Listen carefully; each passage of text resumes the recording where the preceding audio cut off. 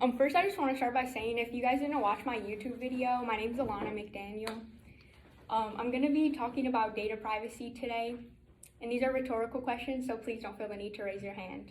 How many of you have ever felt like your online ads were directed towards something you've previously looked at or spoke about? How many of you have a front door camera at home? How many of you have an Alexa and tell her to play your favorite song here and then? Or how many times have you said, "Hey Siri," and your phone lights up to answer a question? If you've agreed to anything I've said above, then that's an example of your data privacy being taken away. Since the launch of the internet in 1991, it has become increasingly harder to protect your daily rights when it comes to your job, your family, and even your personal life. As described by Wikipedia, data privacy is the collection and dissemination of the technology, political, and legal issues surrounding them, and the collection of the public expectation of privacy.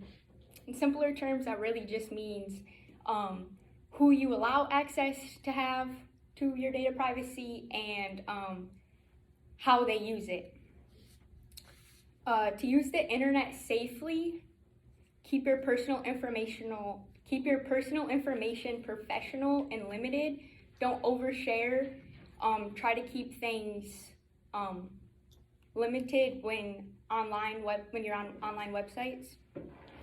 You can use unique passwords, two-factor authentication, and you can also change your safe browsing settings. Within one of Cloudflare's articles, they published the quote, "As more data from different sources are collected using these devices, the Internet of all things may have significant impact on individuals' privacy within the individual potential for widespread surveillance of individuals knowing and without the use of their consent." A number of things could happen when you don't protect your data correctly, including financial loss from customers if you run or work for a business. You can also risk your identity being stolen, and your credit could plummet negatively. If you've ever been hacked, whether it's a social media account or a bank account, then you know it's a hassle. You always have to change your password, sometimes even make a whole new account. If your bank account is hacked, you have to freeze or cancel your credit cards and wait for new ones to arrive via mail. You have to, a lot of the times, talk with your bank provider and find out the root of the issue. Data privacy can also affect important long-term things, like we saw with the 2020 election. Ballot workers were forging votes for candidates to try and swing the election one way. This is a violation of data privacy because ballot workers were waiting for the voters to leave, and then they were using deceased people or even pets' names to try and cast multiple votes. A few ballot workers even tried using the same name more than once before they were caught, obviously. To further prevent negative use of data privacy, if an attack has happened, it's important to understand that it's not your fault most of the time. Sometimes you just accidentally click on the wrong link and then your IP address and everything is just sent over to a third world party.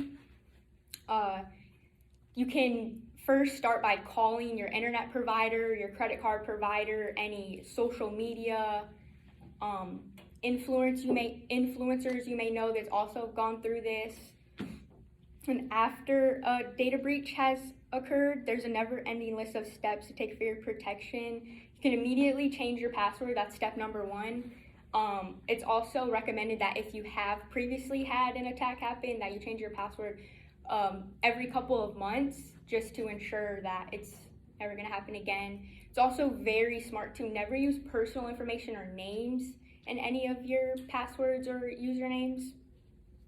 And never use the same password twice for separate or multiple accounts. Or if you've been hacked, don't use the same password again.